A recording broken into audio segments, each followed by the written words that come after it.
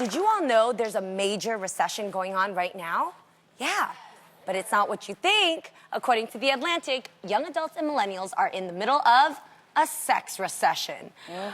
While you'd think young people would be having sex left and right in the age of Tinder, apparently that's not the case. A national survey from San Diego State University found that young people today are on track to have fewer partners than members of the two previous generations, and that they're 2.5 times as likely to be abstinent.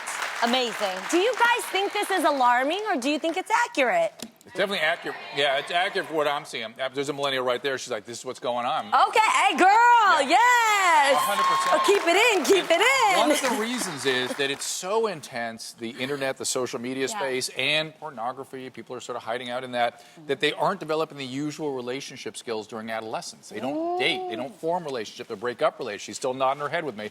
And it results in people not really hitting their young adulthood and really not knowing how to get together. So that's some concern. It's some concern. I mean, they're sort of figuring it out for the most part. There's a lot of hanging out in groups, right? You guys group dates. Little hooking up here and there, but not really having relationships. There's some concern.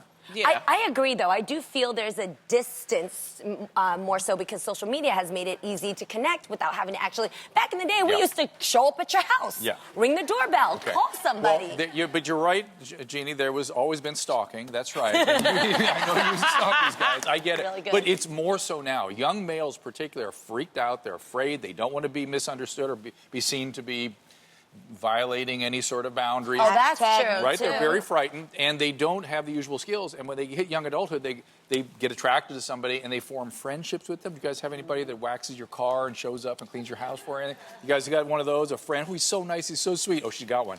And the hang around. After 2 years, they call me and go, well, it's time now. It's time. And I'm like, it's time for what? They've been stalking you for those 2 years. And so... So you're saying the way that when a man is hanging out with, or a young man at that age would be hanging out with you, he's probably onto you, but he doesn't want to make a move because he doesn't want to press. Correct. In all probability, you dated him for a minute and let him know this wasn't going to work. Yep. In his head, all he had to do was dedicate some time to wear you down. We'd get you where we can go ahead with this now. So this is the weird thing. This is not saying that people aren't having relationships.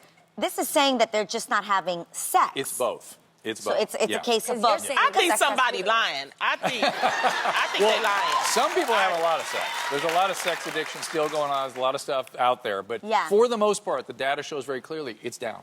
The data shows. The data shows. Lonnie, my thing is, don't you think right now in just the temperature of the world and everything that's going on, I actually think more than ever people want deeper, more meaningful relationships, and maybe that's what they're holding out for, that they're just not like, I just don't want to sleep with a bunch of people. I actually would like to have something that matters. People are lonely right now. There's a lot going on in the world. You want something that you could really hold to, and I'm not talking about a piece of, you know? Yeah.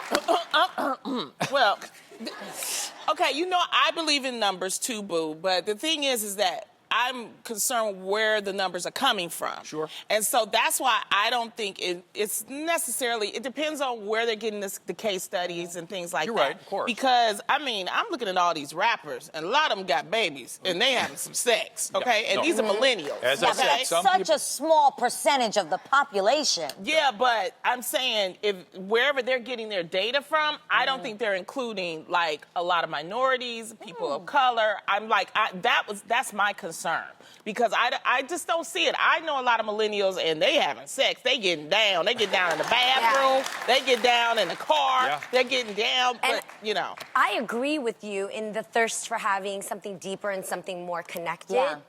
But I think that that's more for 30 and up. I don't see it as much for millennials. Really? Yeah. I have that a is lot millennials. of... That's the millennial age. Well, that's true. Okay, okay. So that's true. Maybe I'm thinking Z, Gen X, and college. Yeah, I don't think that. And I'm not belittling I've got them. a lot of girlfriends that are even younger than me or in their 20s. I've got a lot of girlfriends that are in their 20s or that I work with, and they are choosing to be abstinent. They're waiting for something, and they're having, like you said, a difficult time actually finding something that they want to give themselves to. And as always, awesome. women are called, women call the shots, right? Yeah, women determine the general tone for these things. Yes. And Adrian, that one point you're making, I think, is absolutely true. People, they're not as sexually preoccupied for the most part. Boo, not to take issue with what you said. You're right. There is that going on. But for the most part, Adrian, the way you described it is accurate.